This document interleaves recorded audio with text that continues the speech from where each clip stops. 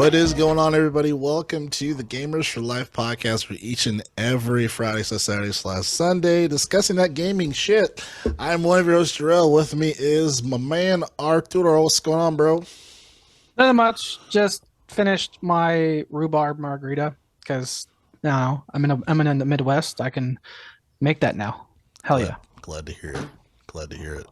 Of course, it wouldn't be Gamers for Life if Church was not in the building. What's going on, Mr. Church? Everything's good, brother. How's everything with you?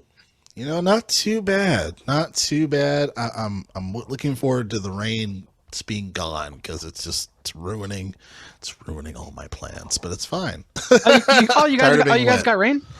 Yeah. Mad cities have been like flooded, like in some way, shape, or form. Yeah, San Diego's underwater, bro. Oh, dude, we're like having apparently a crazy dry like winter. Like there's no snow, there's sun's out, the snow's melting, and I'm just sitting here like, I left the sun. I want my cold. It's fucking BioShock over here, bro. I love it. Rain's my favorite weather, so this I could get it all year long. So this is perfect, man. You know, I like snow, and I've been deprived of that. We got a big snowstorm. We know when everyone got that, and I liked my Californian fat ass. I want everyone's like, oh my god, Arthur, you're from Cali. How you doing your first major snowstorm? I'm like, I went on a 3.5-hour walk.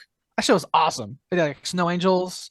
Went to my local donut shop. Got like a small hot chocolate. Walk around with my gloves and hot chocolate. I had like the streets to myself because there was no fucking car on the road with how bad it was. It was great. Yeah, it's not the same winter when you don't flood the chat with you trying to find the Yeti. You know, I don't. I had my face mask. Or when you open your door, it's just full of snow, just where you're actually affected by the storm. Everyone's like, oh, it's snowing outside. I'm just sitting here like, yeah, I know, it's awesome. I mean, horrible. But then again, people driving the snow is not great. But when you're walking it, it's awesome. Yeah, I like the rain when I don't have a gig planned and it gets canceled because of the rain, or if I'm driving and a lot of fuckers. I'm not driving the rain. And look at all those instruments in the background that y'all couldn't play. Thanks, man. Can play live. You could have rocked that jazz sax so hard. Anyway, I know you guys are here for music, you're here for games, and that's where we're going to give to you the news that is. And of course, we have our channel on the YouTube, Gamers for Life at G4L Podcast. Do us a good old favor there, and be sure to subscribe on the YouTube. That is also where Arthur does the streams for the podcast gaming, or for gaming rather, on the YouTube as well. And anything else related to Gamers for Life as far as episodes or whatever, you can either check it out on your podcast application of your choice, or you can go to linktree.com/gamers4life. One stop, a link there. Again, subscribe. It's one button, and you can like the video too, so it goes around the internet. Again, at G4L Podcast. Here at the Gamers for Life Podcast, usually you can reread the news while you can watch or listen to what you choose by clicking on the links to the time code within the description of the episode. So you can just go to what segment you want, or you can just hang out with us here at the Gamers for Life Podcast. This is going to be an interesting episode. I feel like this is going to be one of those episodes where you're just going to have to wait and chill out, because there's a couple of topics, but there's still, I feel like there's a lot to say, which we will have conversations amongst the good group here for the Gamers for Life Podcast. Church has opinions. You'll never guess what happens next. So I don't know why you're wording. It's like you have to stick around. Like, yes, we're clickbaiting. Yes, you either die or hero become. I can't make sense. It just basically, I'm not doing timestamps this episode. Yeah, so I'm gonna be a lazy fuck here today. I thought that was like cute to be like, let's do some hot shit. No, I'm not doing timestamps. Fuck that. Yeah, they're gonna have to watch. They're gonna listen to the whole goddamn thing. Like, damn, we're doing clickbait. I didn't get that fucking note, dude. I could have fucking rock some side boob like Family Guy. So Helldivers 2, the game's out apparently. I had no idea. It's out officially. So according to IGN here, it says here that Helldivers 2 overtakes God of War to become Sony's biggest Steam launch ever, which I guess is definitely exciting there. 81,000 concurrent players, surpassing God of War's 2018 release. So it's kind of funny because PC, when it comes to like PlayStation, like they get the short end of the stick because it's like, here, it's like feeding like the fish or something, you know what I mean? As far as like PlayStation like titles to PC, it's kind of like ridiculous to me. Keep But the change, you filthy animal. yeah, it's like taking bread and feeding it to the ducks, But Helldivers 2, of course, this is a live service game. This is a dedicated live service game.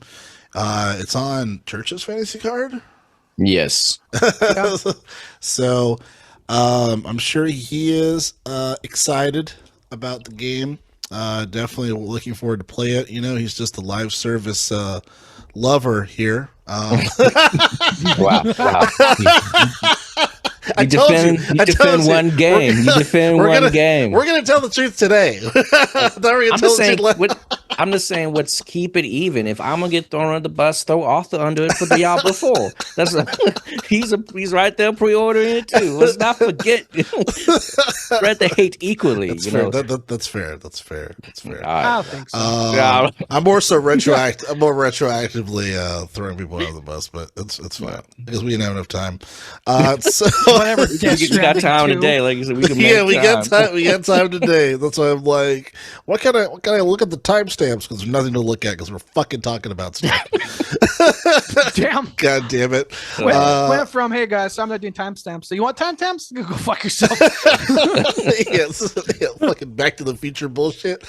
Okay, so Helldivers 2 on the old the fantasy card. It's still in loading mode. They're still calculating the scores via OpenCritic, so we don't know how the game's doing exactly yet. There is some light at the end of the tunnel as far as based on that news. So it seems like people are liking it. I guess the first question, Church, have you had the chance to play the game a little bit, even if not a lot?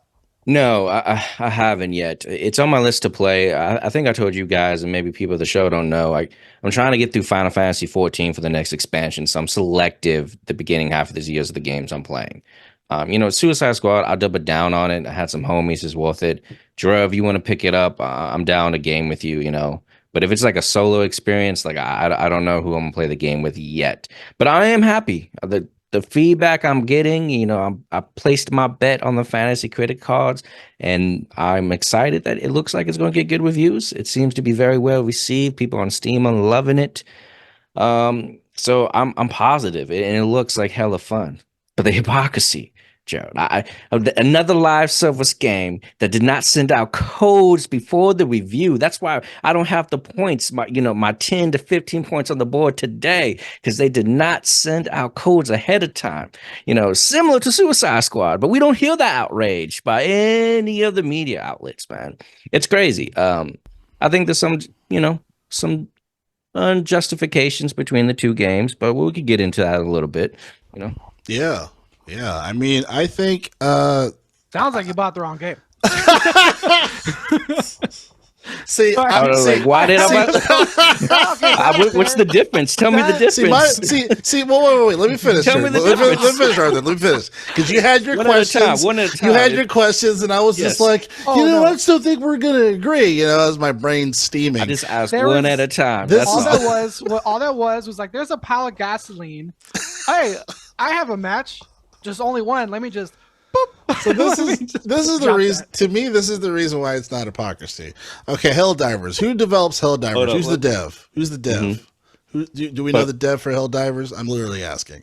It was like a small indie studio. Okay, I forget the name. Yeah, but it's not big. Small it's not okay. WB. Yeah. Okay, exactly. So my point is, I'm glad Helldivers is doing well by this dev studio that wasn't responsible for making fucking Arkham Knight or Arkham City or Arkham Asylum. They're a specific, dedicated, assigned studio to work on the live service. My issue was never with live service as a whole. We all know that live service is not going away. Unfortunately, CEOs are going to be taking live service models, comparing it to every fucking thing else, and have a curve. Oh, everything should make a quadrillion $1 million, right? Like, it doesn't make any fucking sense. But that's just how the market is looking right now. My issue is that you are taking Martin Scorsese and you want him to make Fast and the Furious movies. People love Fast and the Furious, Jarrell. You're taking, I don't know what you're talking about. It's a cult You're classic. taking Spielberg and you want him to make Mean Girls 3, 4, and 5. Like, what are you doing? Like Rocksteady, the main sauce of Rocksteady. Obviously, we talked about it. First player experiences, dope boss fights, having the dope story in there, and you're watering it down for the sake of having this live service. And regardless if the live service isn't ready yet, it's designed for that, bro. It's designed for that. Clearly, we can see that, and it's juggling the two things together. And maybe, yeah, they took a chance, but I just think for being nearly 10 years since the last game that they fucking released, I'm just like, give me a fucking break. So that is my case for why I don't think it's necessarily hypocrisy. I think there's a very clear distinction between the two situations. Yep. Bearthur, I know you have a lot to say. Let me just jump in because I feel like I want to get Jarrell's point before you jump in. Is that okay with you? I didn't say shit last time. Hey, you had questions. I just said, well, you know. Well, I had shit to say. I was just the first time ever like respectful of time. Go on, Church. Go on. I'm just, and Jarrell, I give space for your opinion, right? And I know that people are upset that it's not the game they wanted, the single player experience, and I understand that. I think we discussed in our chat that we have, if they made a Batman Beyond, Arkham City, that would be dope. I would be all for amazing. that. I'll be all for if they explored that. That would be great. Yeah. I think I'm not mad at Rocksteady. I'll let you finish your point too, by the way. But I don't think I'm mad at Rocksteady. I'm mad at whoever is over them pushing these agendas, right? Like the same with Arcane Studios. Like someone was pushing these agendas with the whole Redfall situation, right? Like they completely changed management. They changed the entire course of the game. According to Jason Schreier, it's like more information that he released. So it wasn't just like Arcane made a shitty fucking game. Like they had really shitty leadership. A lot of people left. They're like, what the fuck is going on? And the direction was completely skewed. So I think that's why Phil Spencer wasn't like, like I'm gonna put my foot up all your asses. Like he was just like, let me just I'll just eat this and we'll just move on. To me, it's just, I don't like them taking these studios that we hold dearly, that they do things really well, and then we're just going to water it down with having them add on an additional component that they're not necessarily, maybe they're not good at, maybe that an indie studio would be better at. Like if there's a separate game with Suicide Squad, nothing to do with the Rocksteady stuff, I would have zero issues for me. But go ahead. Yeah, and I think I was always more optimistic because I looked at it as like, okay, it's not the direction I want the studio to take, but like it's Rocksteady's version of a live service game. They killed the single player experience genre, right? What is the spin on the live service model kind of stuff? So I was willing to give it a chance. And I think the rhetoric is more people are disappointed because the game is not what they want, so they unfairly bash it. And the criticisms especially IGN about the review codes and all these people, I don't see the same energy when it comes to Helldivers 2, which looks like a good game to me. It's why I put it on my card. I'm like, yo, this is going to be fantastic. When I look at the fundamentals of Suicide Squad, I'm like, yo, the cutscenes are great, the character models, everything I said in my review last week. If you guys haven't heard it, please go listen to it. I give a good in-depth review, and everybody has an opinion. That's last week's episode. But it just seemed like nobody's keeping the same energy. Like Steam is praising another live service game when I thought the message or the sentiment of the people, they're just tired of this model. And if you're tired of this model, you should not like Helldivers 2. If you don't like this approach to gaming, you can't give one praise and condemn another praise. Now, I don't know if Suicide's Endgame will have legs in that stint, but it's the same genre. And I don't necessarily think Helldivers is doing too many things better than Suicide Squad, if any. But Arthur, go ahead, man. We kick it off. This man has a notebook. If somebody's just listening to my audio, oh my god, the questions he didn't ask last episode. He's going. Oh, he's opened up Reddit, guys. He went to the. There's a lot here. He's opened up the Reddit. Let me start with the first thing. Sure. Live service game. That's a very big That's a very big phrase. In fact, fun fact, if you look back, actually, when we first started, all of us started to pond together. I mean, like when Church joined us, there was a conversation we briefly had where Joel and I were talking about a live service game, and Church was like, "Wait, is that what you think a live service game is?" We kind of actually had to like kind of confirm like what a live service game is, because as that was the old episode title, but because that phrase live service means a lot. So let me kind of start there, because I think it is relevant, because I think it is relevant to this. I will say, a friend Church, I never played Suicide Squad. I'm not a fan of it. I watch all the cutscenes. By the way, the Church was like, "Oh, that's cool. You watch cutscenes. You're a fan." No, I watch all the cutscenes of a game I'm not going to play. But so the difference that's not nearly 1-for-1 is because I think games like Helldivers, to me, is in the category of just a cooperative experience, because cooperative nowadays just means online. Like, I don't put in Borderlands 2 in the same category as like Destiny 2, all this, seasonal hybrid. To me, they're like hybrid MMOs. Like the Division and the Division 2, for me, when those games first started to come out, I was very skeptical of that, because I'm picturing the Division 2 to be like a Borderlands 2 type of game, where it's online multiplayer, it's cooperative, there's classes, you do your thing. But now I hop into Division 2, which was my first experience. It's like this type of hybrid game for what it was at the time, where I'm like, oh, okay, it's just me and my friend. Oh, wait, who are all these other fucking people? They're just other things. And I know that's not what Suicide Squad is. What I'm getting with that is, I think what's different with Suicide Squad and games like Helldivers and Borderlands and Deep Rock Galactic is these are just cooperative-based games based on the cooperative experience. Where Helldivers is, hey, let's put out a game for $70. It's not that much longer. It's not that much longer than Call of Duty, but what's going to be the true bulk of the game will come later. Therefore, for me, is already an argument why it's not like the biggest drive to buy it at launch. Well, it's when you meant to say Suicide Squad, right? Yeah, I might have mixed them up. But you said Helldivers. Oh, okay. I was like, you lost me, Jimmy. Yeah. I was like, wait, Jarrell, I have a believer. Yeah. You're just gonna let him do this?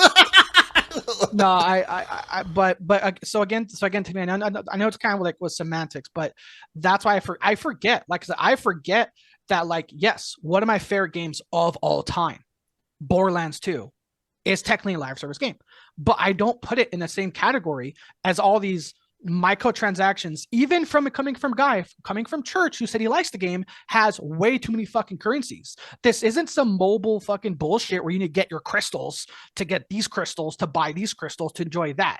So when I saw that, and I saw like these 7 fucking currencies in Kill the Justice League, I'm like, what the fuck? Why are these currencies built like a fucking mobile game? And so I know it starts with semantics, but like I said, that's why I think Helldivers 2 is getting slightly different face value criticism than Suicide Squad. Because Suicide Squad is built. What is the difference? If you can explain the difference between the two, because that's what I'm lost. Microtransaction, grindy. The end game is based on content. I know it says content coming later, but I still feel like seasons are treated differently than DLC.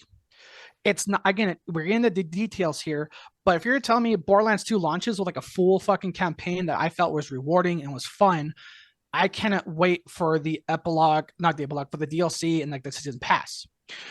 Whereas with Suicide Squad and the games that run like it, like Destiny 2, the end game was just kind of either like Destiny 2, because I haven't played Destiny 2, the end game, or sorry, Destiny 1 in game was like repeat until you wait.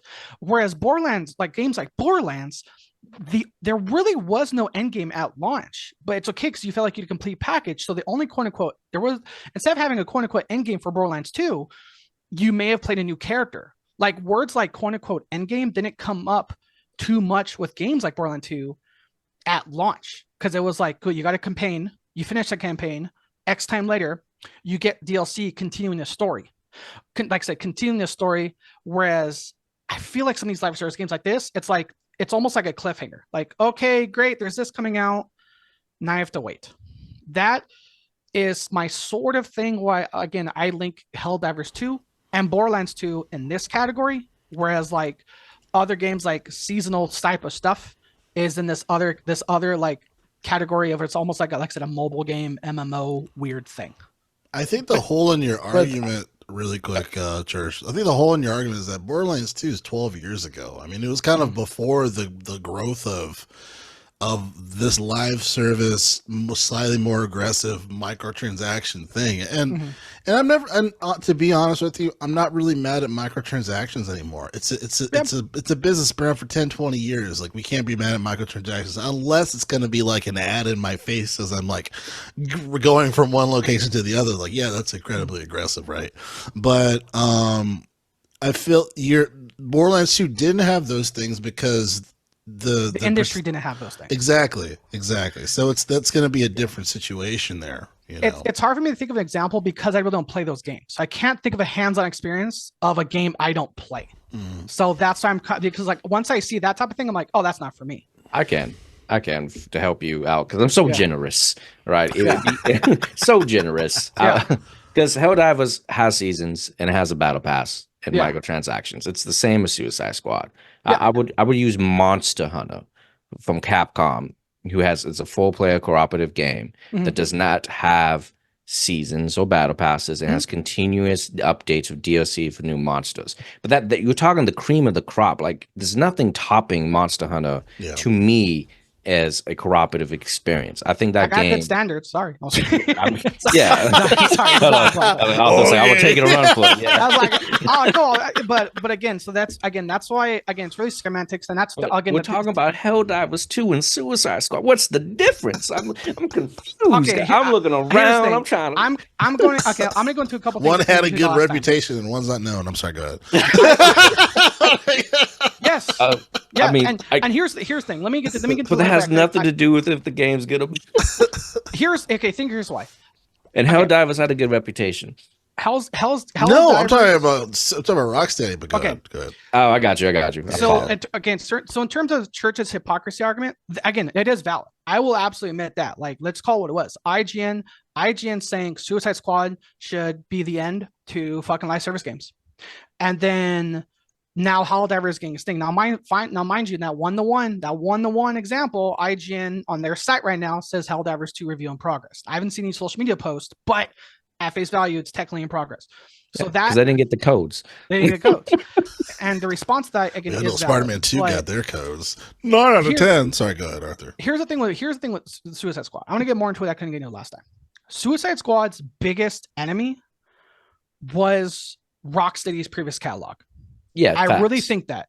Yeah, so true. like, again, to elaborate more things you mentioned, like you said, like, you know, like, oh, the bosses weren't great. Again, time to elaborate more. Like we were saying, Rocksteady has been consistently known for some of the best boss fights. Campaign storylines. We for those of you, I want to say, even if you were listening, we had like an impromptu like continue that talk off pod.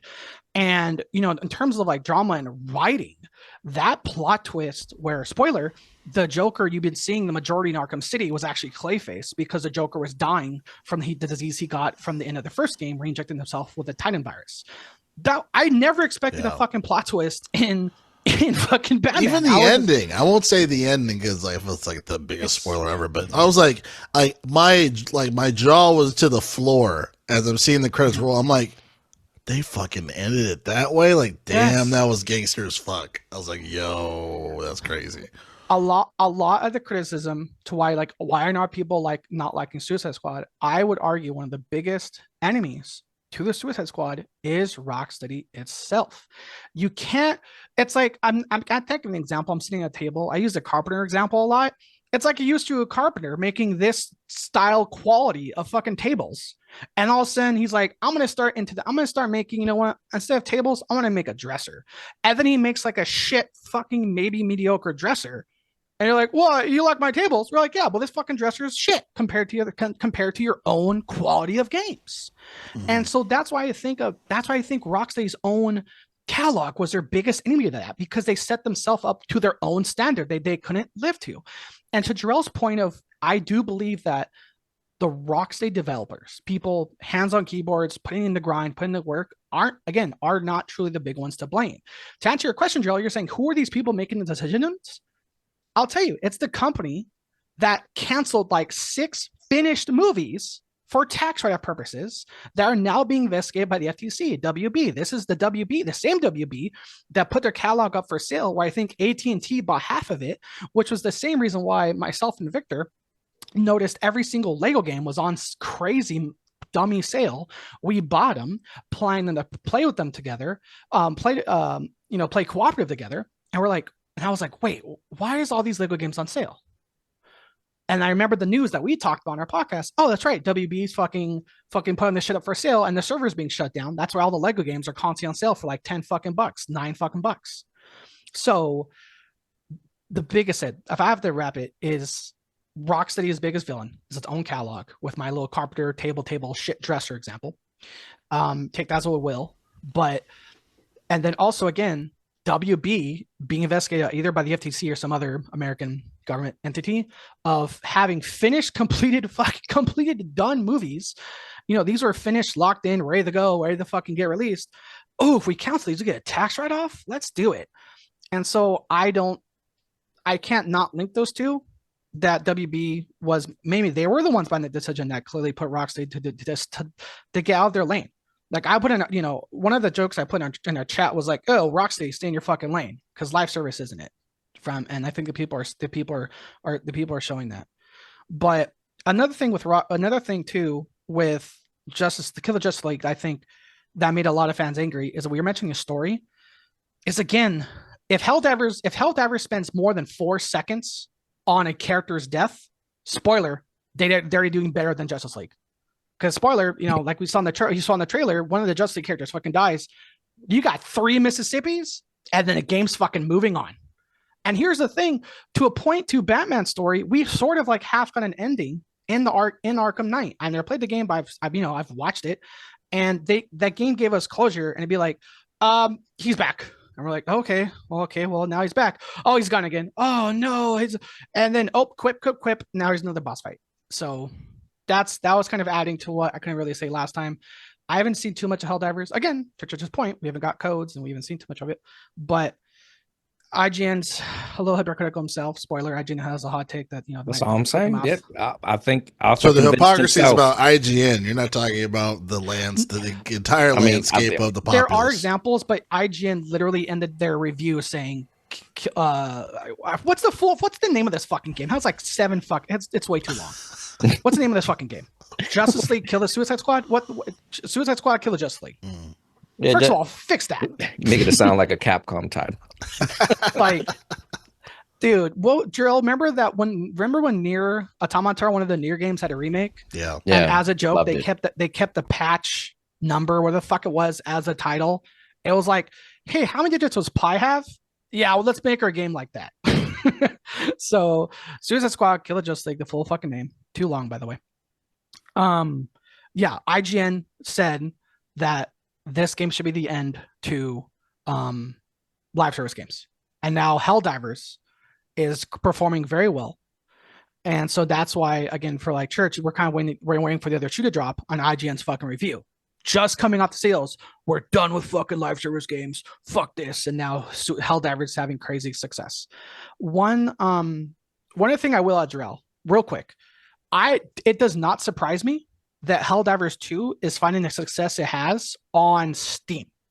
To me, for what it is, this almost seems like an Xbox game. The second we saw that trailer of like, okay, cooperative, class-based, fucking shooting the horde type of stuff, I'm like, that sounds like to the numbers Game Pass game, which is fun for me. I'll plug and play it. So, and because that genre, I would say, is definitely more in the PC gambit. That's why I thought it's not as important. But at face value, I'm not surprised that Helldivers 2 is finding more success amongst its PC fan base than in its PS5 console customers. I am surprised because just a week ago, the whole industry was against live service. It was insane. I'm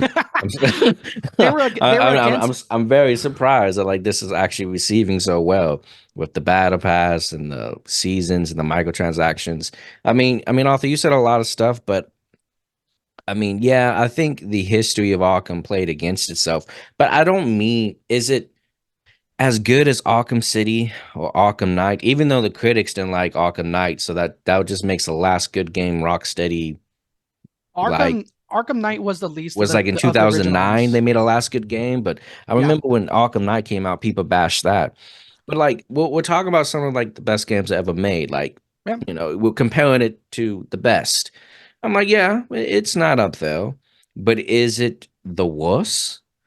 I mean, like in terms Here's of another. games I got in fives for, I think it's hypocritical that people are bashing the services, and I don't necessarily think they're giving it a fair shake. I think there's a lot of technical stuff they do in the game that's kind of impressive.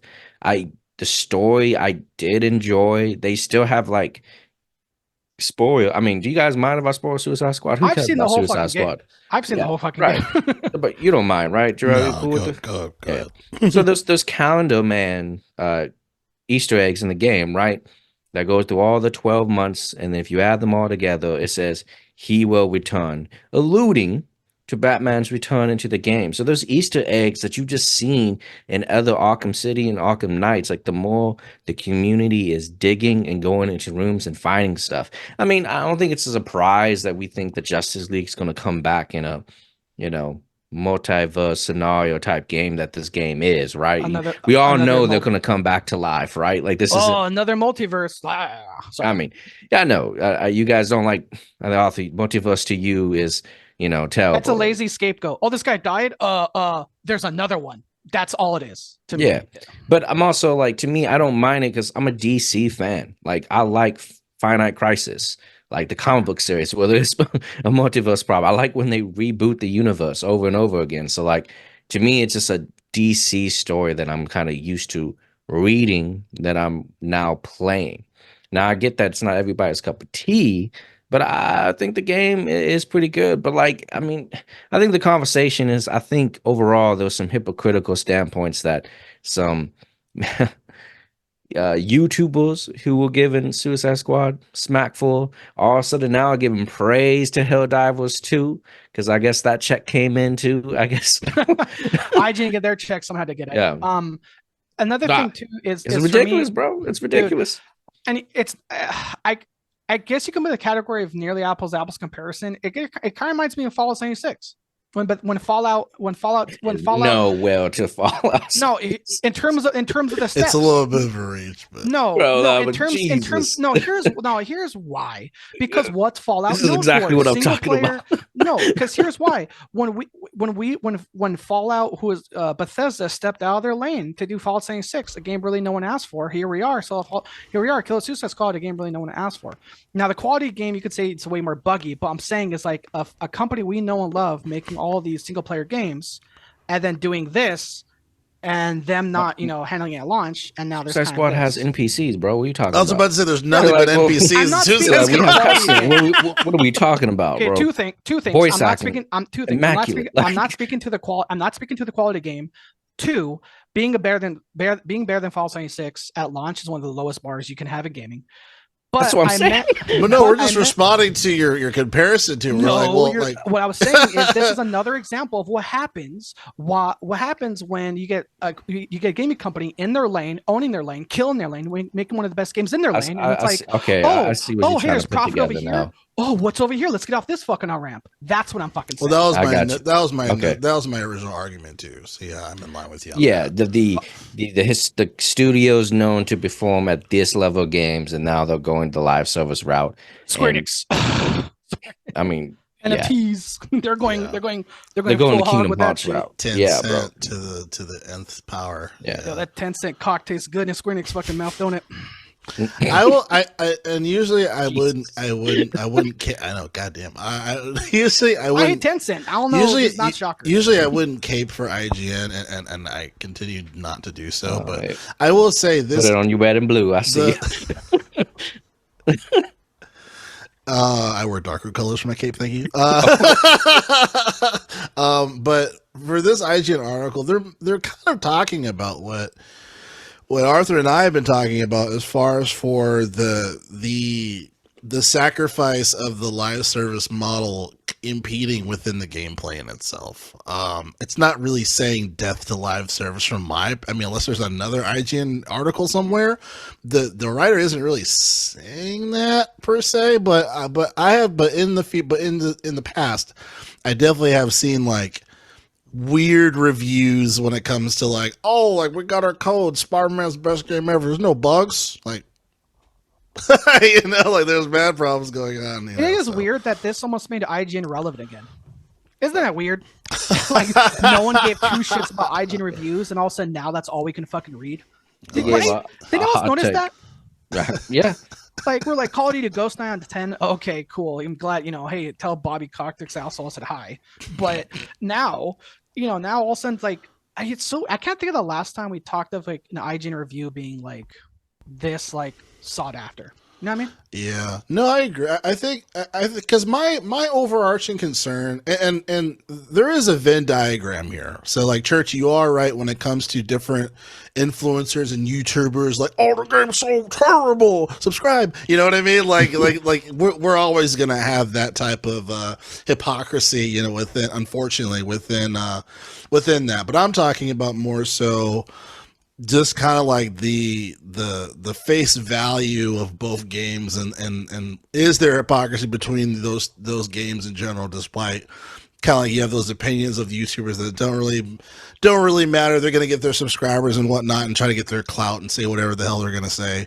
But my concern is the overarching mission of getting these top tier developers and forcing them to work on more lives as a service within what they already do incredibly well to get more money. And they need to segment that shit. Like give it to other indie devs, like how Helldivers is being made, like give it to somebody else. Don't fuck up like these devs that, hey, y'all got shit to work on.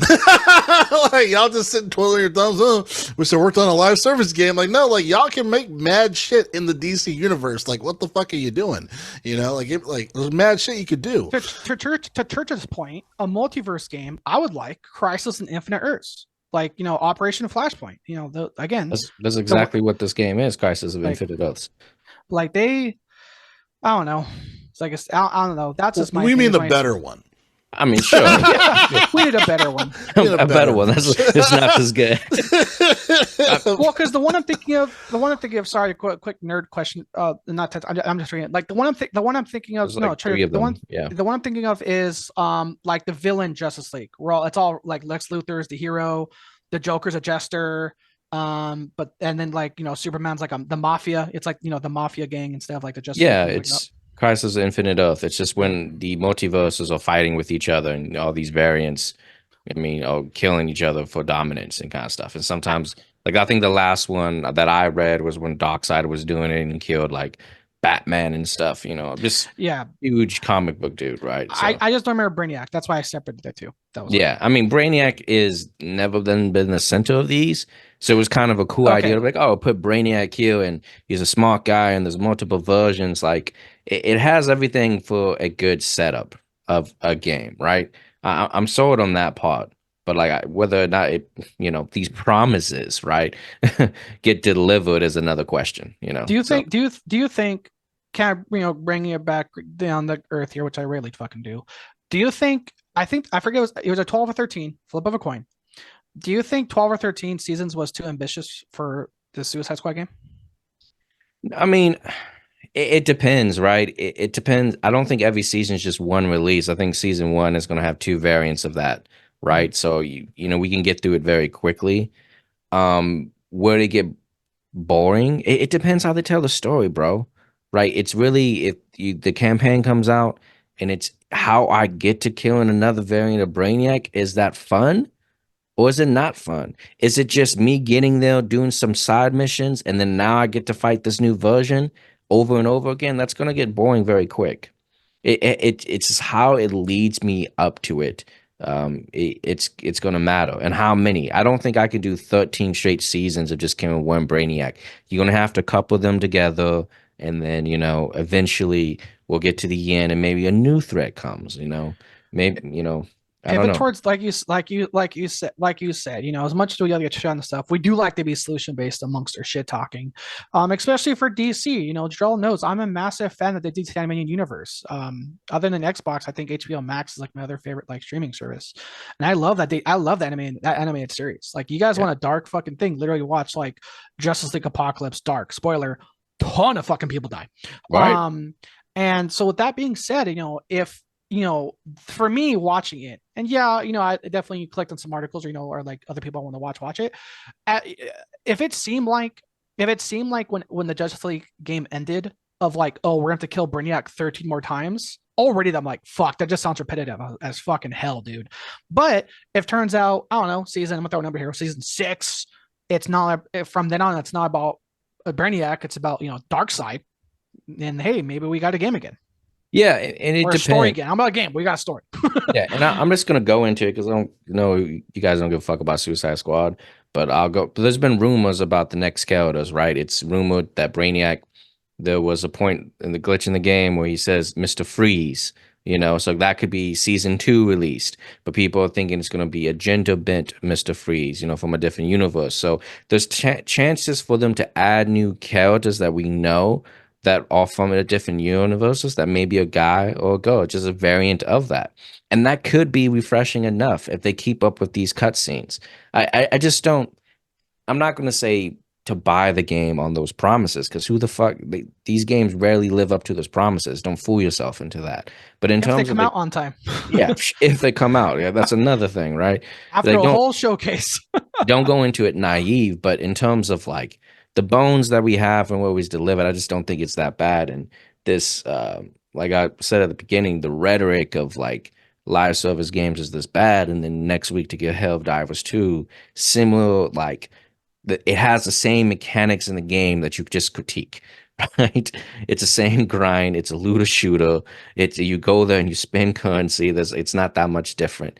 And I think those games can be a joy to play if they're good. But at the same time, it's like, you know, what do people want from these studios, right? Do they want them to make the live service game or give us something that we love? I think, in my honest opinion, the game would have been received better instead of us getting Gotham Knights. They just gave us another single player game. You can't go this long and not give us something that we love while then maybe introducing something new to us. You know what I'm saying?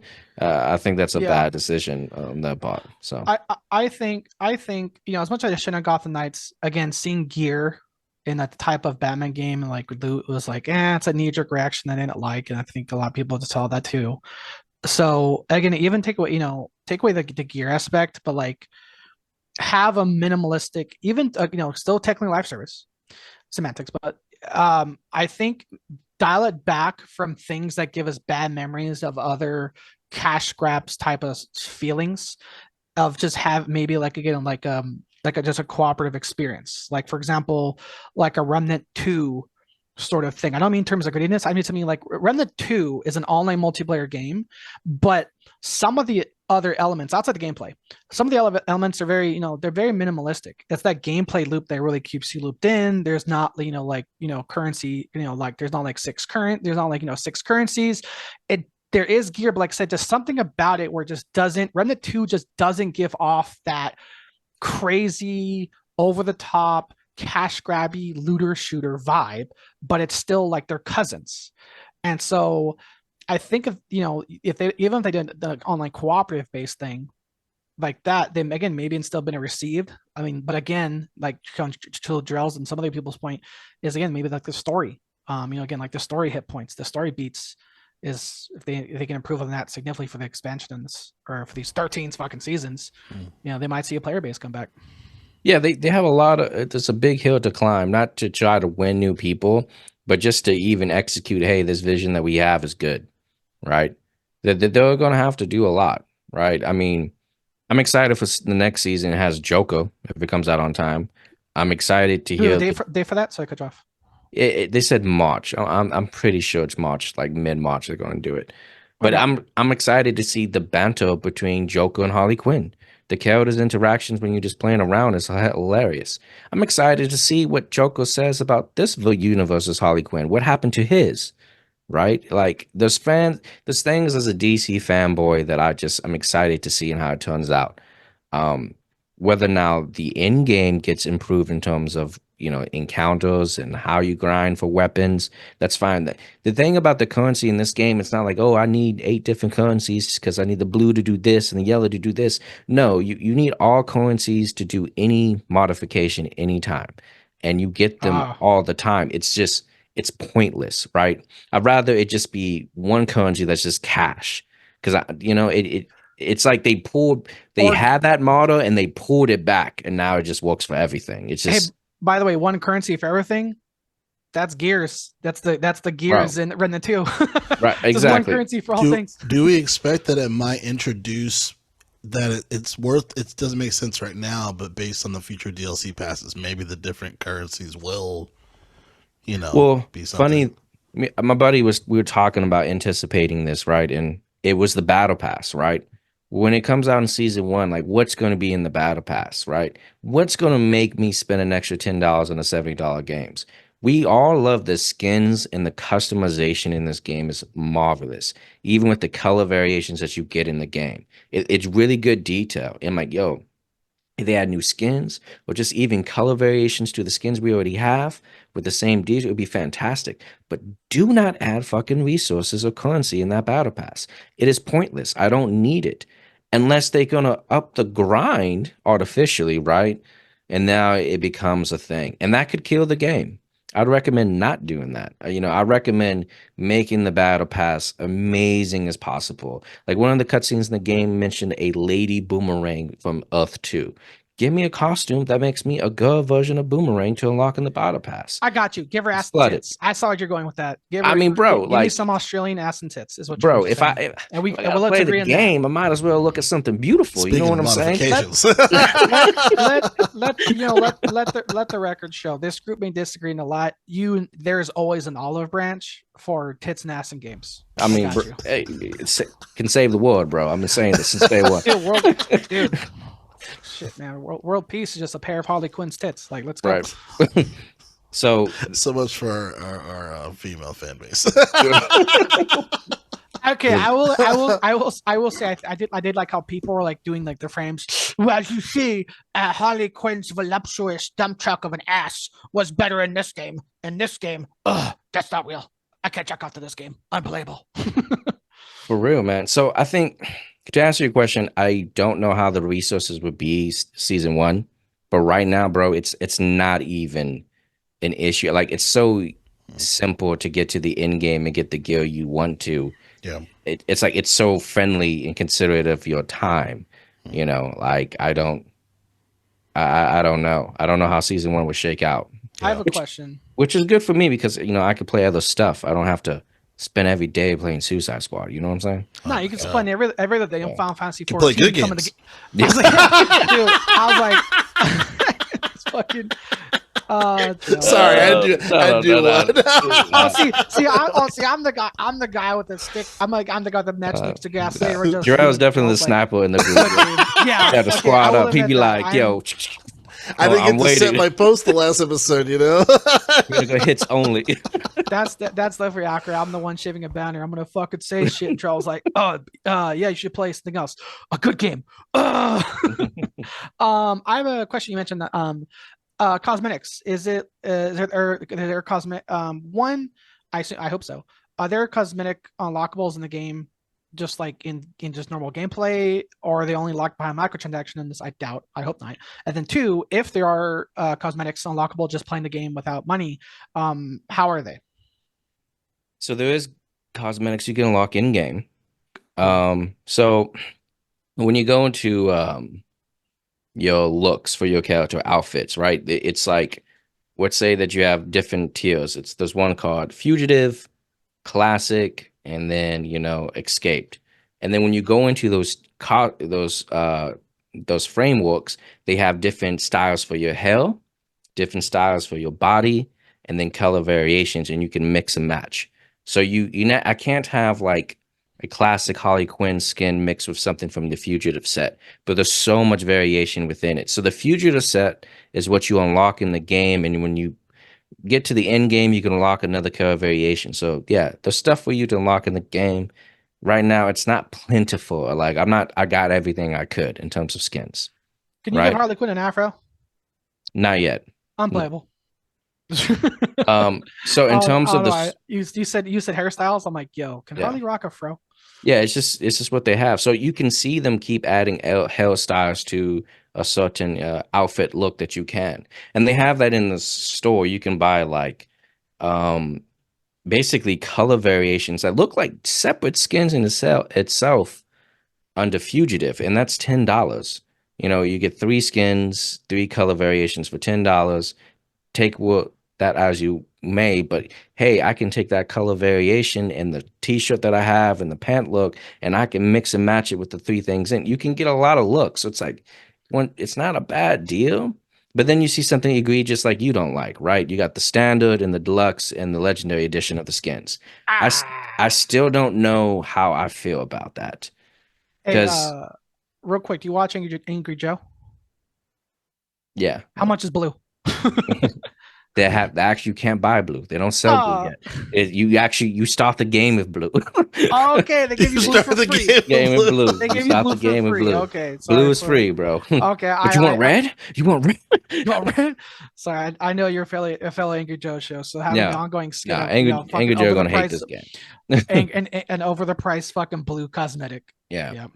But yeah, so going to the skins, they're like you have a bundle for a skin, which is like, hey, here's this new skin variant.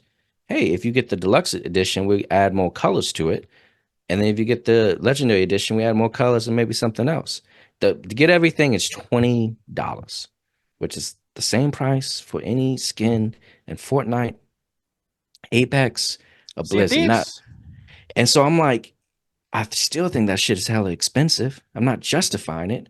But then I'm like, well, I may not get everything, but if I like this new style, I can just get it for $10. I don't need to have every color variant for this style. And I don't know how I feel about that. If that's more friendly to people's pockets, it gives you more options. I don't know. It's a weird thing. I have to see how it shakes out. So yeah. I think influencers are fucking the microtransaction market. Bro, Fortnite ruined everything. It's buying everything, dude. Fortnite ruined everything, bro. Stop buying everything. God damn it. I will give everyone a pass for buying the Chun-Li skin at Fortnite, but you don't need to buy every single fucking thing in that game. Nah, the Chun-Li is all you need, bro. That and John Wick. That's all you dude, need. Church, tell me why John Wick was the next thing I was about to say too. Bro. Chun-Li, John Wick, we good. Everything else? Oh, fuck bro. I mean, it's weird because Fortnite, like buying a skin is actually dope now because not only you get like different variations for $20, they even give you the Lego version now of said skin.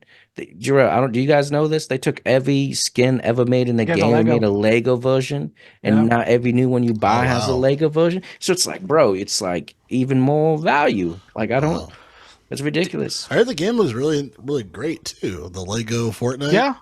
I trust Arthur's opinion on that. Those style games are not for me. I have to give it a shot. So base building looks up my alley. Base building is up my alley, and that game looks fun.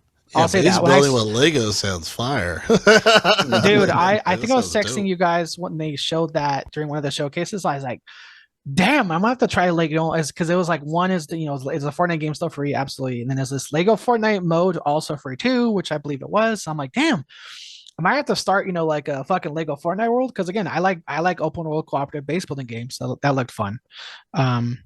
Yeah. Drill, how you doing? Right on. I'll tell you how I'm doing, Arthur. I'm worried, and I'm worried about Xbox's future. So I'm going to go into the next topic here. That's not good. That's not a fun thing to worry about. So I wanted to talk to you guys about this. There's some.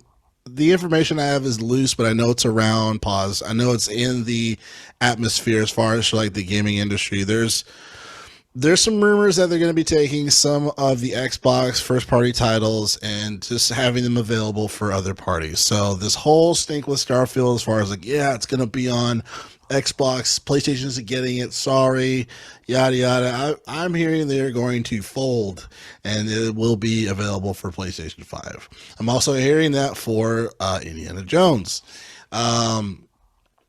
and potentially some other titles as well. Uh, and then Phil Spencer, he, I feel like he's always reacting to everything, but when it comes to the next conference, whatever you want to call it, direct or whatever, has me very worried. He says there's big changes in the mix. Okay, um, so I'm a little worried about Xbox's future when it comes to just what are they really doing with their IPs. We've had this conversation before, Arthur, as far as obviously Game Pass was one of the best decisions I think that they made, especially releasing a console. Did that console come out during 2020, right? Same time, Yeah. right? Yeah. Yeah. Like PS5. That's So- why all the scalpers fucking bought it. Yes. Yeah, that's all. Yeah. Yeah. Trigger drop out some PTSD back with that shit. Well, that was my tinfoil hat. I think Sony had something to do with that. But as far as the Xbox, Game Pass, I think that was one of the best decisions that they made. I mean, there was millions of subscribers, every month around that time. Game Pass still has a pretty strong offering right now, but and this is with the decline of console sales around the globe. That is just a fact. PlayStation is beating Xbox consoles 2-1, and I know that's not a new thing. They typically do that every generation. PlayStation just tends to have more of a attractive desire to buy the console. I think there's some type of luxuriousness to getting a PlayStation versus having an Xbox. Why? No idea, because I think Game Pass is amazing, especially for all that money for very little comparatively. But my biggest concern has always been with the IPs. I'm still waiting on Gears of War 6. I'm still waiting on something else that's going to be connected to the Xbox DNA. I feel like there's very much a disconnect on that, especially with when you have Halo Infinite, which I hear is getting better now, but just there's still that stink, there's still that bad taste in a lot of gamers' mouths that don't even want to go back to it, and I can't blame them, because that is just how things are. That's how those customers are. Once you fuck them, they don't want to be fucked again. So that's just the name of the game. Like I hear Fallout 76 is pretty good now, but we're not gonna go back to that. No, you know what I mean? Like, sorry. So it's I'm Final Fantasy 14 got good. I'm just saying. You know what I heard? Oh, can you confirm something for me, Church? While we're on Xbox, I was watching one of the he's a huge gaming influencer. He was talking about the specifics around the beta for Final Fantasy 14. I heard that the beta for the Xbox beta, that it was only available, or it was only for specifically new players, like not ones who have pre-existing accounts, completely new. Did you hear about that? Yeah. So it's a caveat. So Final Fantasy is an MMO, right? You have to pay for expansions, right? How much of the game is free now? It's the first 3 expansions of the game, which I'm still currently in the 3rd expansion. I'm 500 hours in, so it's a lot of content that is free for the game, right? And I haven't done everything in the game. So the beta is like, hey, we can't bring your existing Final Fantasy account to the beta for Xbox, but you'll get the new player experience to test it out, which is a lot of content. And it's okay. Don't undersell it. It's a lot to do just for the beta testing. Okay. So that's fair. That's fair. And to what Drell's referring to, from the Final Fantasy 14 site, existing Final Fantasy 14 players who already have the free trial version for a different platform or a Final Fantasy 14 license registered to the Square Enix account will be unable to participate in the open beta test. We ask any players who wish to play Final Fantasy 14 on Xbox with an existing Square Enix account and its associated characters to please wait until the full launch after the open beta test concludes. So there is slight validity to only new people. You would have to start a new account to try the Xbox beta. Yeah, right. Exactly. One thing to add to Final Fantasy 14. Actually, no, Church, you go, because I was around. I was just teasing Jarrell, being like, we don't go back to bad games like Fallout 76 when No Man's Sky was bad and good, and Final Fantasy 14 was fucking trashed when it came out, and it turned a new leaf. So That I was just making a joke, but go ahead, bro. We go back if they have a valid We're all a on valid edge. we go back if they have a valid 2.0 sort of thing. Like I've seen Cyberpunk. Suicide Squad, bro. Give it a year. I did not want. I did not want to see them win a game award for best ongoing game. best Yo, ongoing That's the strat. Yo, how do if you lock in a game award Yo, for if best some- continuity for best if for best Suicide ongoing Squad game? somehow turns a new leaf in 6 to 8 Oh, months no. and wins at a game award, I gotta win the entire competition this year. Give 5 minutes to just talk shit on both of us. He's like, I told you. You Just let him motherfuckers. cook. Bro, oh my god, bro. Oh, my life It's would like, have I've new been there meaning. since day one.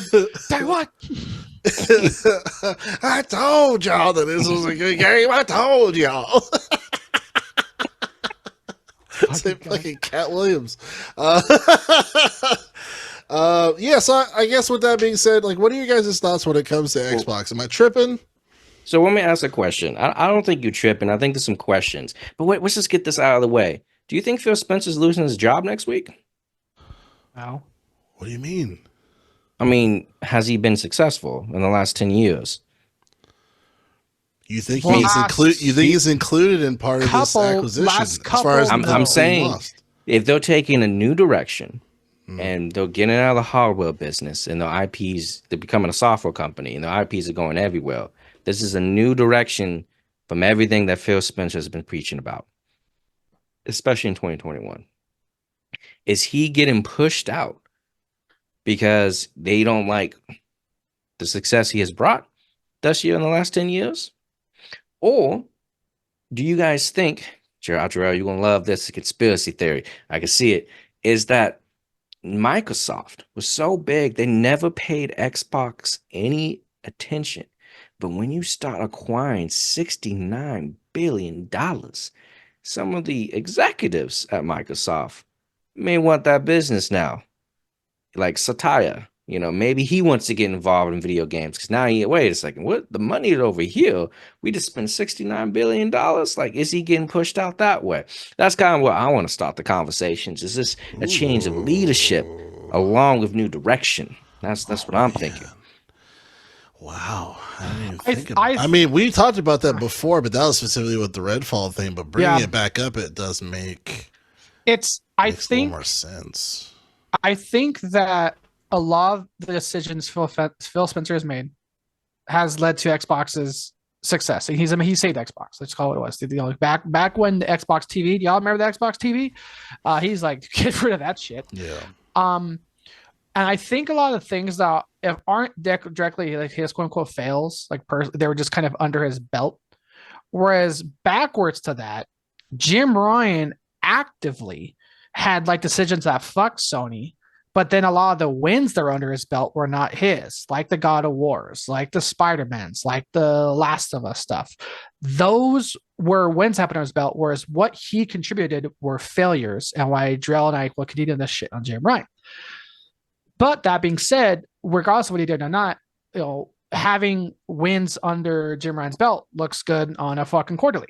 Having failures, multiple first-party IP failures under Phil Spencer's belt does not look good under reports like that and shareholders. So is there some validity that Phil Spencer's longevity in Xbox is in trouble? Yes. Is it for reasons I agree with? Absolutely not. I think Xbox has a massive first-party fucking problem. The games that can save it, like Gears, aren't fucking being heard about because Epic's too busy fucking jacking off Fortnite.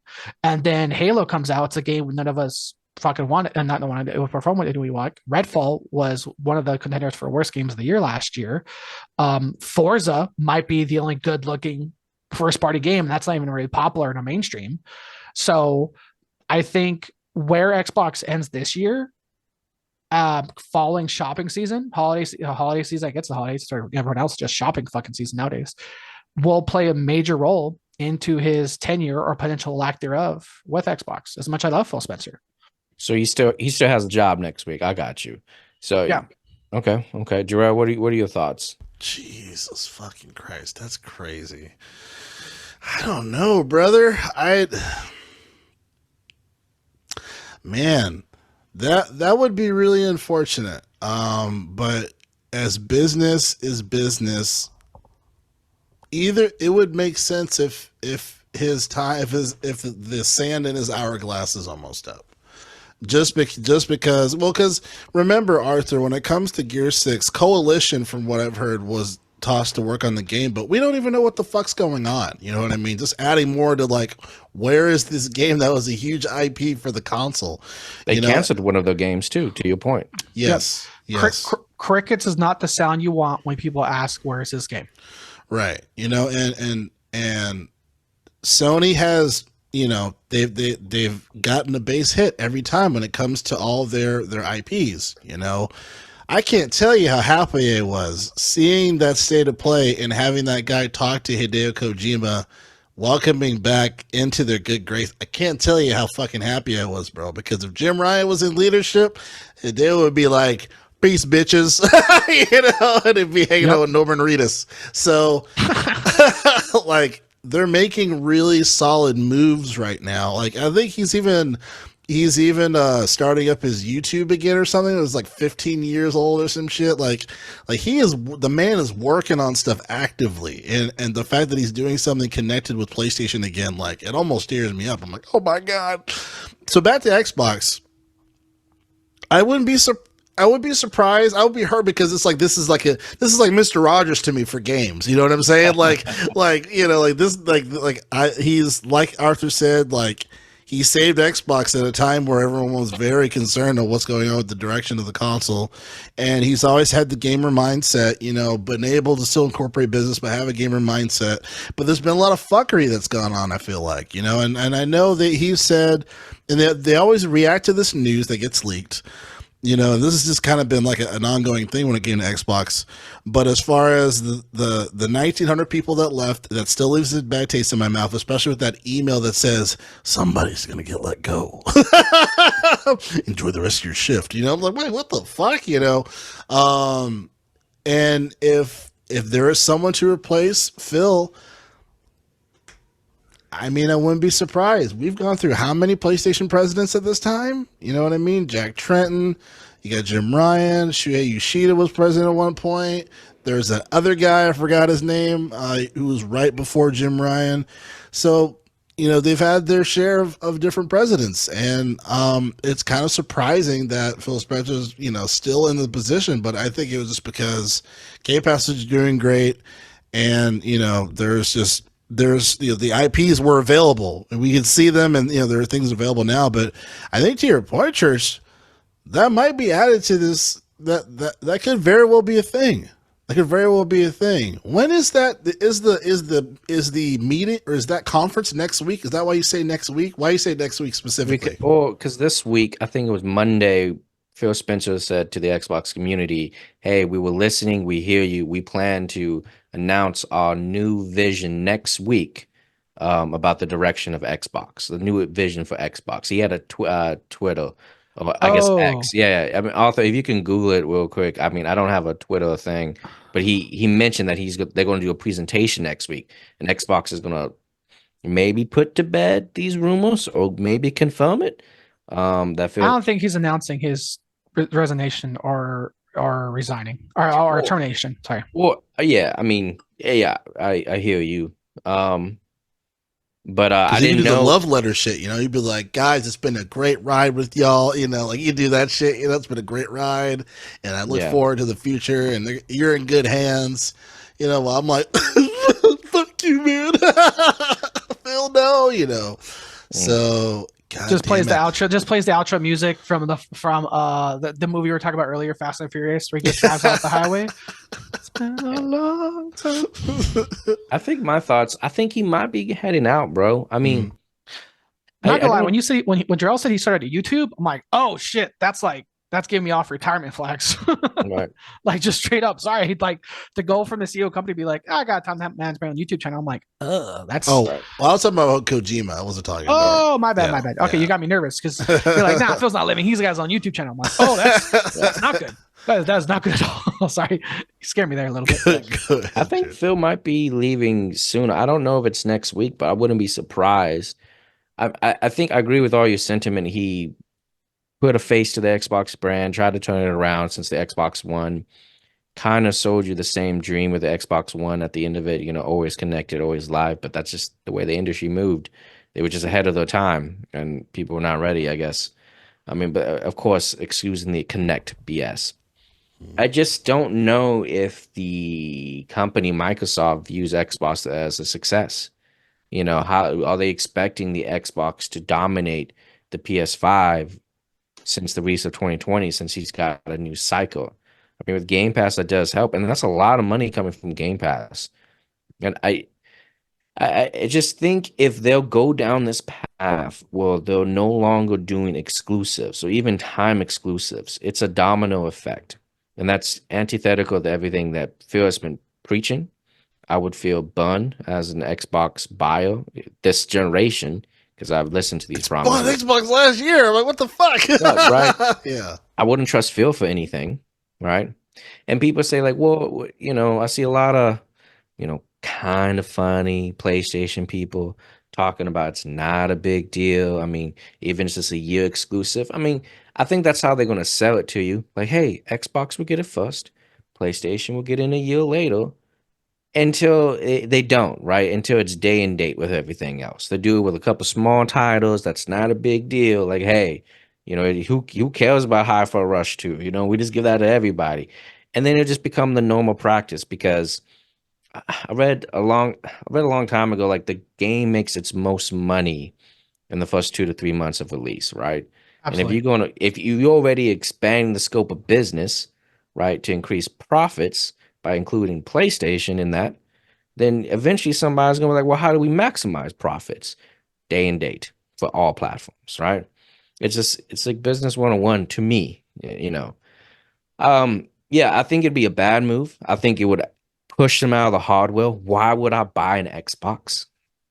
An Xbox, how we know it today, an actual hardware system to play, not this handheld or cloud shit that's trying to shove down us throat. But why would I ever buy any hardware from Xbox when I could just buy PlayStation and just wait for the game to come on PlayStation? Matter of fact, it'd probably go on sale cheaper. Um, it sucks.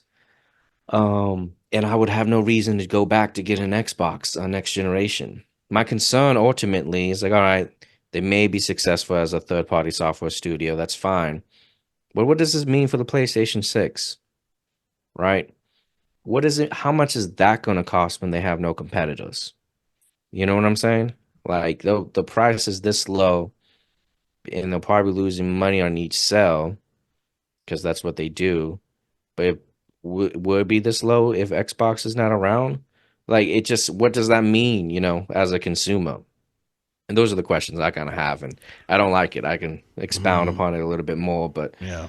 yeah, No, I those are think my initial thoughts. those are valid. I mean, because this kind of attests back to my original point many episodes ago, where I was saying I feel like Xbox is bleeding money. You know what I mean? Like I don't think Yeah. it's as valuable as. And you guys had some good points as far as like people buying the DLC and stuff like that, but to me, it's like I feel like if it was as profitable as it should be, I feel like they should need to hand off games to other platforms. And you are right as far as like the whole reason why Call of Duty makes as much money as it is because it's multi-platform. You know what I mean? Like that's absolutely the reason. But yeah, it to me it's very strange. Even with Game Pass being a big value, right? It still stings. It still stings as far as okay, we're just gonna eradicate like any type of specific game or thing that's going to attach to Xbox and have a positive memory because all the things that have connected to the Xbox right now that have been exclusive for the past couple of years have been very negative. And that's a problem. That's a fucking problem. And that's to me, that's one of the big things that Sony's gotten right. They haven't really had to worry about console sales because of the whole luxurious thing. But as far as for the God of War, the Horizon stuff, like everything that's been specific to that console, they've released it. They've released it, and it's been great. And the console performs. You know what I mean? Yes, they have that stupid fucking VR headset, but they're still making so much money. It's like they can. It doesn't matter. You know what I mean? They can just trickle out more VR titles and all this stuff, and certain people will buy more of it, especially if people are gonna. I mean, people are gonna buy that fucking $3,000 Apple VR headset. to work on FL Studio beats. But yeah, back to Xbox. I'm really concerned. I'm really interested in to see. I mean, that our next episode is going to be really interesting, depending on what is actually announced. Because in my mind, I'm like, yo, like I'll just do Game Pass back on my PC again. I'll be going out to PC, and then just buy a PlayStation. You know what I mean? And then I'll just buy, and then even though games are $60-$70, I'm not going to buy something unless I absolutely want it, or if it's like, okay, I have to do it, but I'm not going to be buying games every month. Like, but I'll buy what I need to buy. And I already have an account where I can download some games anyway and play them, like backwards compatibility from 4 to 5. So I really hope they don't do that to me, man, because you know what I mean? Because the Xbox has been, the Game Pass stuff has been good. Obviously, playing online has been the precipice. You know what I mean? That's been the biggest precipice as far as connecting with y'all. But if they fuck us in that particular regard, it's not going to be good. It's not going to be good. And it's like, and you're exactly right. How much will the PS6 be if they don't have any competitors? Because everyone knows, like, Nintendo is not a competitor. They're in their own lane. They have their own model. They're in their own lane, and they do very well because they're in their own lane. Like, they're dealing with a completely different customer base, XYZ. So, yeah, it's kind of, I'm a little shaken up a little bit. I don't know. It's a good point to bring up. Because Xbox had too many. I would say Xbox had too many first party fucking failures. Like, it's just too many. Like, there's like flop. I don't want to say flop, but again, just failures. It's disappointing. Like, I still haven't got over fucking Halo Infinite, man. And again, even again, like I said, even ignoring all that multiplayer online bullshit, at the end of the day, Drill, I will still never get the Halo game I wanted to play. I don't blame you. And that was one of the huge signs of like, what the fuck did you guys just do? Like, this is the mascot for the console. Like, my first Xbox was a green original Xbox. You know what I mean? Back in the day. With that Duke controller. With the Duke, bro. With the Duke. So yeah, I think Halo 343 announced that they're shutting down not shutting down Halo Infinite, but they're stopping making new content for that game because they want to work on a new project. When Halo Infinite was supposed to be a 10-year thing, and there's even rumors on the internet about like the hiring positions to work on all platforms. It's just a sad moment if Xbox gets rid of exclusivity, the identity, because your competitor is doing exclusivities. And it would just kill your hardware. And it just seems like a weird time to do that when they seem to finally have, everybody talks about this domino effect of games that Xbox has been setting up, especially with the Series X, with all these acquisitions. I feel like this is the first year we're finally going to get that effect where we're going to get, Hellblade 2, Indiana Jones, a Call of Duty game coming out this year, Stalker 2. I feel like it's going to happen, right? Fable 2 in the future, Outriders in the 2. Like, it's now you're going to just give up. You're not even going to try to do the exclusive game when you finally got these games going. Right. You're just going to give it to everybody. Yeah, right. I don't know. Because I'm like, what's the fucking point of buying Activision? Just to give the games back away to all the other plats? Like, yeah, I don't know. Yeah, no. Spend $20 to make 21. Yeah. Stocks. I don't know. Somebody listed a game earlier. I'm just like, part of me is like, a part of me still blames Todd Howard. God damn it. Like, too many Bethesda. He's responsible for something. Well, I mean, thinking like, damn leather jacket. Yeah, dude. Like, I call, just my little, not tinfoil hat, just my like, I told it from day one. The second Xbox bought ZeniMax and Bethesda, I told Phil, get on Todd's ass. He's a liar. He is a peddler of lies and jackets. That's all he is. Get on his ass. It just, remember, guys, 16 times the detail. It just works. The man can't fucking count. He doesn't know what 16 means. Get on his ass. And sure enough, what happens? we get Starfield. Again, subjectively speaking, I think we all agreed Starfield was fun, but a lot of the quality and the polish claims I do think were kind of valid. I will say, as much as I'm enjoying Power World, Power World has night and day fucking loading screens compared to Starfield. Like someone pointed it out, I'm like, holy shit! Like I forgot, like Starfield had loading screen for everything. And again, so we get the not crazy huge stop everything you're doing launched from Starfield, and then you know I'm already fucking forgetting. Before that, sorry, right, but like actually not too long before that was fucking Redfall. So again, it just sucks that for me, a guy I link to Lies, has that much more failures, which I think should be under Todd's belt. But because Phil's the boss, like we said, Drill, the accountability goes up the pipeline for stuff like that. It's falling under Phil's lap, or at least under his belt, for two major failures that I think Todd Howard should be more linked to. I would argue, though, when Starfield released, it worked very well on every platform. So we have to remember that. It worked very well for PC. It worked very well for... It wasn't an unplayable thing. It was just a lot of polish stuff that people were used to for that year of gaming didn't come from Starfield. For Series S, for Series X, specifically Series S, it worked pretty fucking well. Like that is an achievement. So I feel like that gets underlooked a lot. And people talk about the polish and stuff, but as far as the game working fine without a whole lot of crazy bugs, the game worked fine. It did. But we have to remember too that they are supposed to add some like additional mod support or whatever the case may be. They're adding more stuff to the game. Their biggest issue to me is they have to bring players back to the game for a reason to play it again, because I think people are getting bored with the planets, and I can't blame people for that. You know what I mean? I'm a weirdo, so I'm like, I'll go to an empty planet. I don't give a fuck. You know what I mean? Like, I'll kill some whatever animals or whatever and explore, but not everyone's like that. So they have to give people a reason to bring them back with some support or whatever the case would be, a new DLC, something to bring them back. So they have to change that. But yeah. I feel like the market is but and there's to me the biggest bug for me has been when I go to an objective, like when I select an objective, it doesn't emphasize it all. I press it on the list. When I go into the game, there's nothing that's indicating, okay, where's the objective that I selected? There's just all these little dots of all the side missions. One's mine. I'm like, what the fuck is this bullshit? Like that is, to me, that is the biggest thing. That's why I stopped playing the game for a while. I said, y'all gotta fix this shit. This is crazy. I select my main objective, and when I go out, I can't fucking see it.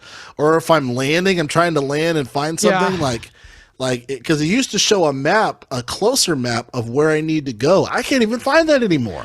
It just goes back to the globe, you know. And I'm not trying to blue, like it has a blue grid. Yeah, yes. The blue grid. I know what you're talking about. That blue grid's like you need to go here, and then but the game's like I'm gonna zoom it out. Go to the planet. Okay, but where? It's like fast travel. Fast travel. No, I don't need a fast travel. Yeah, the map.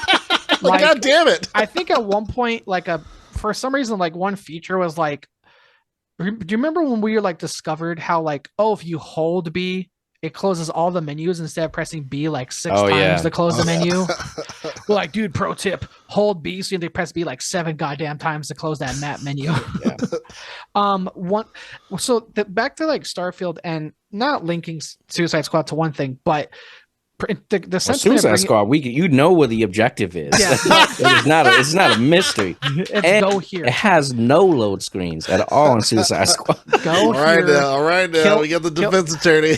But the reason I sort of brought up Suicide Squad is it is, whether you like or not, I think we can all agree that it is, let's say, divisive. It's a weird word. Let's just say what it is. Yeah, sure. And so I think with games like Suicide Squad and games like Starfield, I feel like the gaming market is more competitive than ever, but I feel like also more short term than ever, because there's just so many other things coming out, so many other things to do. It's like Church said, there's money behind it. 2 to 3 months, you get the majority of your money, and if you don't lock that in, the longevity of your game is severely threatened.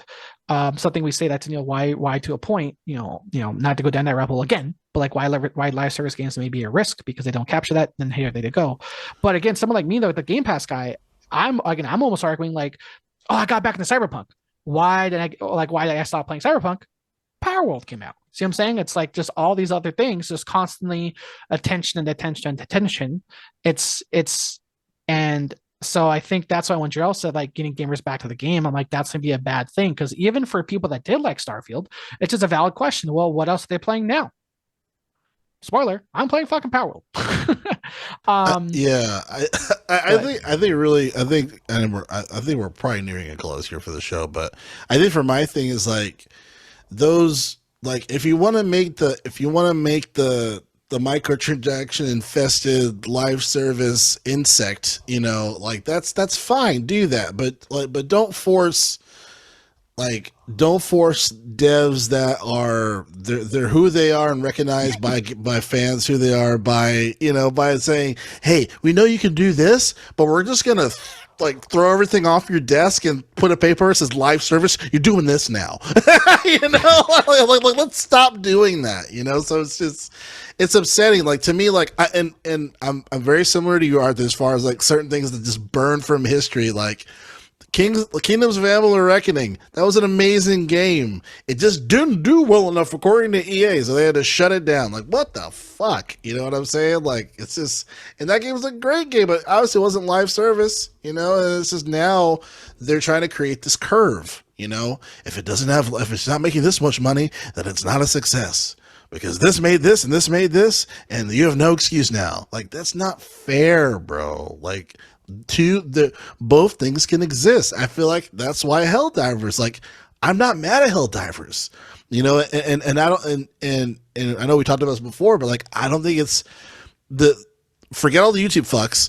I don't think there's hypocrisy, because this is a dev designed to make Helldivers for live service. Cool. Awesome. They do. No problem. Like, that's great. You know what I mean? Like, and Power World, another example. You know what I mean? As far as like, oh yeah, these guys made Power World. Awesome. Let's play Power World. But like, you're not asking you're not asking, Spielberg to make the next, Bring It On. Like, like stop watering down what people do very well. Like stop. So anyway. Quick thing. I would see that movie. Bring It On, brought to you by I Spielberg. would too. Yeah, but like, those camera shots. A random sex scene. I saw his remake of West Side Story. So instead of Jets and Sharks, I get fucking Bring It On, the original remake from Spielberg. I'm like, okay, I can fuck with that. It seems like we're all kind of like pessimistic about next week. We don't expect good news. I think that's the takeaway from Xbox. I'm shaky, bro. I am shaky. I'm not. I'm anxiety. I'm anxiety. Way to go, Church. You upset Jarrell. I mean, bro, it's Phil Spencer's fault, bro. Like, I don't know. Yeah, it falls. Yeah, it falls on Phil. I mean, it sucks, man. It sucks. I mean, next week, maybe they do a 180, and we're just like, oh my god, it's the best thing ever. But I don't think it's here's what they're going to do. They're going to show a stage. We're gonna show you why it's okay that we fucked you over. This is what Phil. This is gonna gaslight all of us. Yeah, I got it. This is how Phil saved Xbox, guys. Listen to me. Picture a stage. Why it's black and green, right? Else they say we're bringing you something new to Xbox. Here at Xbox, and then all of a sudden the colors change. It's vertical bars of red and white. KFC console coming to Xbox. Brought to you by Xbox. Let's fucking go. KFC console brought to you by Phil Spencer. Let's fucking go. All right. And then Soldier Boy walks on stage. Hey man, Drell talks about like, hey gamers don't forget that bad taste. Also, gamers forget, being hungry. Where the fuck is my chicken console? Right, where's the KFC console you talked about 2 years ago? Yeah. They're gonna get on stage and they're gonna lie to us and tell us why this is the great direction. Don't leave us now. They're gonna switch up on us, bro. Oh man, it's like they bought. It's like they're gonna be like listening to a PlayStation showcase, dude. I feel like they've bought Activision Blizzard, $69 billion, and now I feel like Phil just needs to survive to see that fruit come to bear. this We might got be Call of Duty. It'd be fine. Well, you're talking about next week. What the fuck are you talking about? You're the one that asked about next week. This fucking guy. This might be the Okay, true. depending on Why, Joel's got anxiety now. Fucking 7 days later, asshole. depending on What are you these, talking? I was like, this guy's My like Phil fault. Spencer. no, it's not your fault. Phil Spencer just picked up the phone from the ring. 7 days. Oh shit. Bro. That's hilarious. Oh shit, that was hilarious. Yeah, so I guess that's gonna wrap it up here for the Gamers Alive podcast. We'll see what happens next week, but again, still talking that gaming shit here each and every week, discussing all things games. I want to thank my amazing co-hosts for just being available and talking that shit and games and have those conversations, and we'll see what happens throughout the course of this year, specifically next week. So thank you, Church. Thank you, Arthur. You're welcome. Rest in peace, Xbox. Throwing it out the window. All right, guys. Thank you so much. Have a good one. We'll see you next I'm time. gonna play Game Pass even harder now.